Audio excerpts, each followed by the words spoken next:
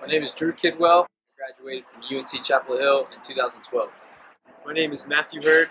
I graduated from North Carolina State University in the summer of 2013.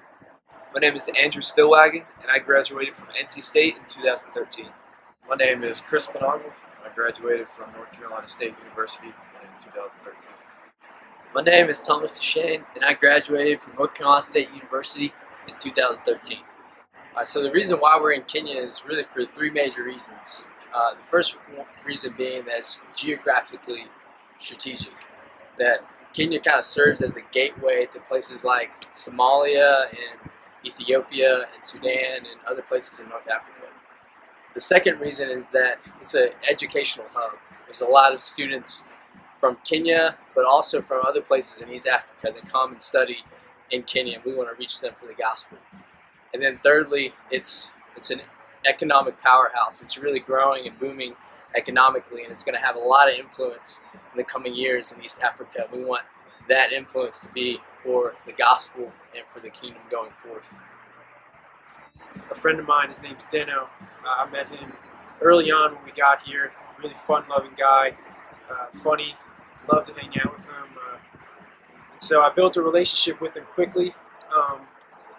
And to be honest, I'm pretty sure now looking back, the only reason why he was hanging out with me was because he really wanted a Mzungu girl. He wanted a white girlfriend. But just by building this relationship and continuing to hang out with him, we began reading the Bible together, and I did just what I do in the States. I shared the bridge diagram with him, Romans 6:23. And Deno decided right then and there to follow Christ.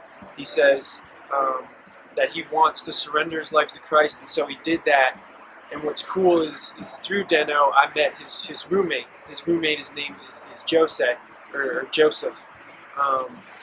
And through Deno, I was able to meet Jose, and Deno and I were able to reach out to Jose, and now Jose is a believer. He decided to surrender his life to Christ, and every Wednesday night we meet together and we just read the Bible together, pick it apart, and I've been able to really just disciple these guys, and it's just cool to see God work in two guys' lives. Just wanted to talk a little bit about what God has been teaching me since I've been here in Nairobi. I think coming into it, I thought that God would be teaching me more about kind of ministry-related things, like how to share the gospel cross-culturally, or how to build relationships, how to move people forward, things like that. But honestly, I think over these last 5 months, the things that stick out to me the most is learning more about God's character and just reading through His Word and experiencing when times are difficult that He's faithful to His people over and over again. He's faithful. He's been faithful to me. And when His people disobey, when I disobey, that He's faithful to forgive them and draw them back to Himself. And when things are good, that He gets the glory for it. And so I feel like it's been 5 months of me learning more about God and less about what I had in my mind originally. Please pray for us during this transition period where the Cross Cultural Project heads home and we continue to follow up the relationships that they made while they were here. Pray that these relationships would continue and then the gospel would penetrate their hearts and change them radically from the inside so they would want to follow Christ and serve Him on this campus here at the University of Nairobi.